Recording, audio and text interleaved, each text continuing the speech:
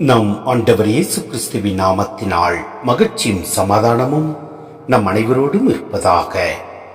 லூக்கா 12:31 முடிய.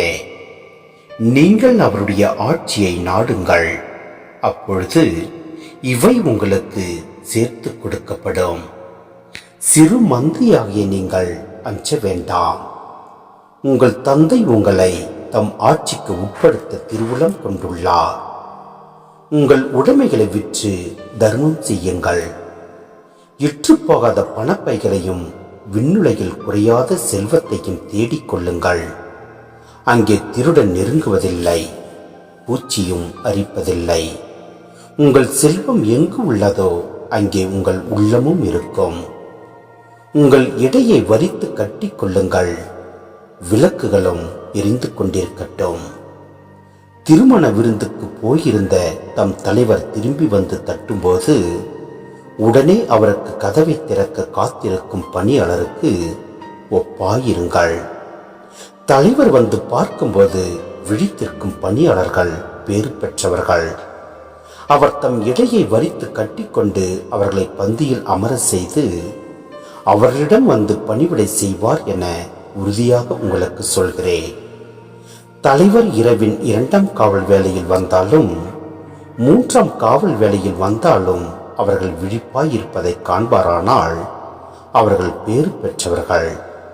எந்த நேரத்தில் திருடன் வருவான் என்று வீட்டு உரிமையாளருக்கு தெரிந்திருந்தால் அவர் தம் வீட்டில் கண்ணமிட விடமாட்டார் என்பதை அறிவீர்கள்.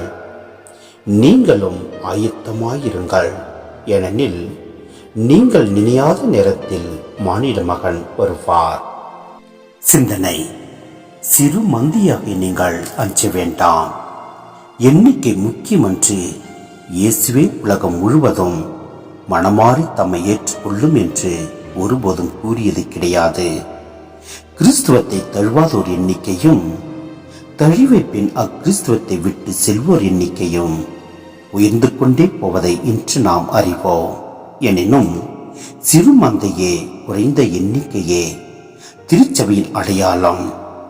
உலக பொருட்கள் மீது கொண்டுள்ள மிகுதியான நாட்டத்தை விட்டுவிட்டு இயேசுவை முழுமையாக பற்றி கொள்ளக்கூடிய ஒரு சிறு குழுவே அவருக்கு போதும். உங்கள் உடைமைகளை விற்று தர்மம் செய்யுங்கள். திருச்சபையினர் இயேசுவின் எளிமைக்கு எடுத்துக்காட்டுகளாய் விளங்க வேண்டும். நீதி, நேர்மை, ஏழைகளின் முன்னுரிமை பற்றி திருச்சபைகள் பேசினால் மட்டும் போதாது, வாழ்ந்து காட்ட வேண்டும். சொல்வதை செயலில் காட்டும்போதுதான் திருச்சபை மீது மக்களுக்கு நம்பிக்கை ஏற்படும். சொல்லுதல் யாருக்கும் எளிது, அறியவாம் சொல்லிய வண்ணம் செயல். அரண்மனையிலிருந்து இறங்கி வந்து திருச்சபை தலைவர்கள் ஏழை மக்களோடு கரையும் போதுதான் நற்செய்தி போதனை முழுமையடையும். எனவே நம் ஆண்டவரின் அன்பு கொண்டு அவருடைய வார்த்தையை தியானித்து அதன்படி நடப்போம். அது மட்டுமல்ல, அனைவரிடத்திலும் இறை செய்தியை எடுத்துரைப்போம். எல்லாம் அல்ல இறைவன் நம்மை நிறைவாய் ஆசீர்வதிப்பார். ஆமேன்.